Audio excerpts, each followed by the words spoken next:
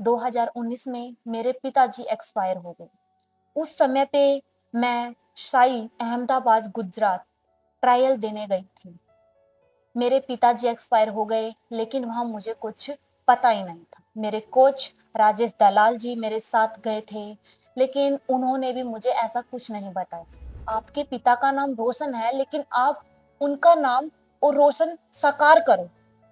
तो मैंने भी तब से ठान लिया कि मीनू, अब तुझे अपने पिता का जो सपना था वो साकार करना है। तो मैं अपने घर आई, उस समय मेरी मम्मी को देखकर भावुक हो गई थी, क्योंकि उनकी आंखें भी नम थी और जो मेरी सिस्टर है उनकी आंखें भी नम थी। उनके अंदर भी कहीं ना कहीं ये फीलिंग थी कि आज अगर पापा होते तो बहुत कुछ अलग ही होता। नमस्कार, मैं मीनू, वर्ल्ड चैंपियन हरियाणा जोश पर अपनी एक कहानी लेके आई हूँ। मेरे फैमिली में मम्मी, भैया, भाभी और 2 बहनें जिनकी शादी हो चुकी है। छोटा भतीजा, भतीजी और एक मैं हूँ। 2019 में मेरे पापा एक्सपायर हो गए थे, लेकिन मैं उससे पहले भी खेलती थी। 3rd क्लास से मैंने खेलना स्टार्ट कर दिया। मैं नॉर्मल ग्राउंड पे जाती थी, मतलब मैंने ये नहीं सोचा था कभी भी कि मैं एक वर्ल्ड चैंपियन बनूँ। तब मेरे सर ने मेरे अंदर जो हुनर था उसको पहचाना और उन्होंने मुझे बोला कि बेटा, आपके अंदर कुछ हुनर है, आप सबसे अलग कर सकते हो। फिर सर ने मेरी फैमिली से बात की कि लड़की अलग कर सकती है। फिर मेरे फैमिली वालों ने भी मुझ पर, मेरी देख-रेख पर ज़्यादा ध्यान दिया। मुझे खेल के प्रति बहुत मोटिवेट किया। जब मैंने पहला नेशनल खेला तो वहाँ पर हमने हरियाणा के लिए सिल्वर मेडल लिया और वहाँ मुझे बेस्ट डिफेंडर का अवार्ड मिला। उसके बाद मेरा हौसला और ज़्यादा बढ़ गया था, क्योंकि मैंने सोचा मीनू, अब तू बहुत अच्छा कर सकती है। उसके बाद मैंने फिर सीनियर नेशनल खेला, वहाँ पे हमने हरियाणा के लिए ब्रॉन्ज मेडल।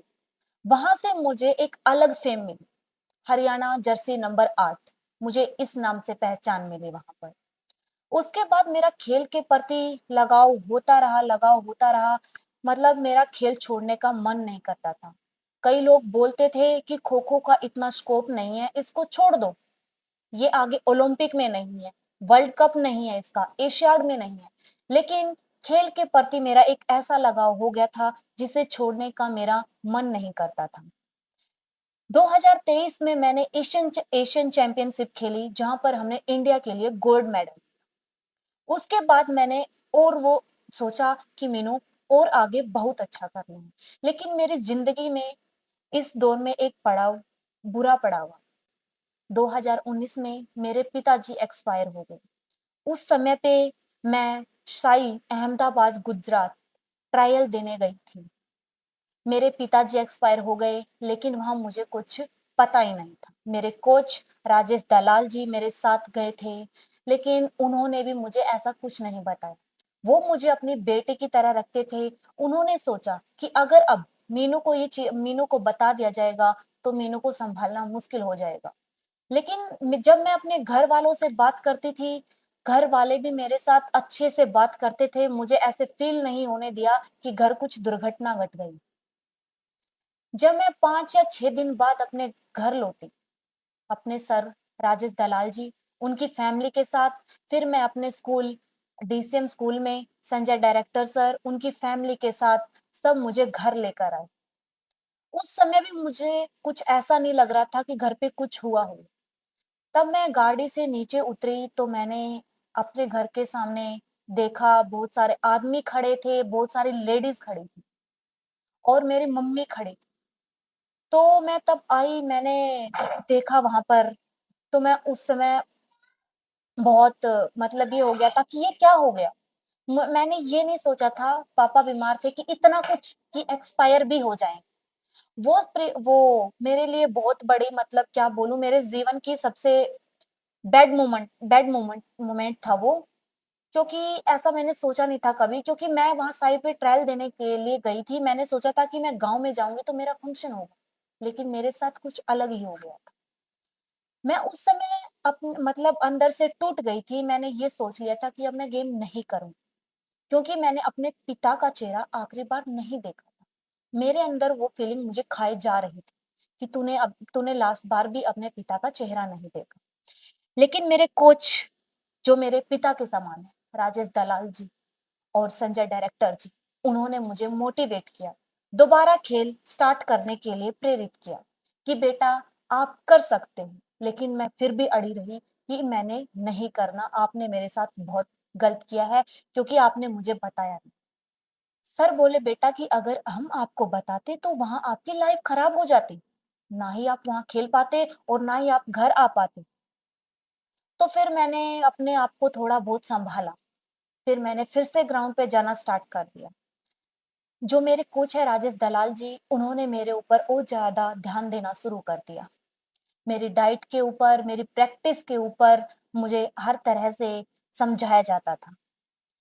डाइट में सर मुझे फाइबर वाली चीज़ें लेने के लिए बोलते थे। सर मुझे मतलब अपनी बेटी की तरह मानते थे। उन्होंने मुझे कभी फास्ट फूड नहीं खाने दिया, शादी वगैरह में नहीं जाने दिया। मतलब मेरा शादी वगैरह से मन ही उतर गया था। शादी वगैरह होती तो मेरा जाने का मन ही नहीं करता था। उन्होंने मुझे इतना मोटिवेट किया, सँभाला कि बेटा आप करो, आपके पिता का नाम रोशन है लेकिन आप उनका नाम और रोशन साकार करो। तो मैंने भी तब से ठान लिया कि मीनू अब तुझे अपने पिता का जो सपना था वो साकार करना है।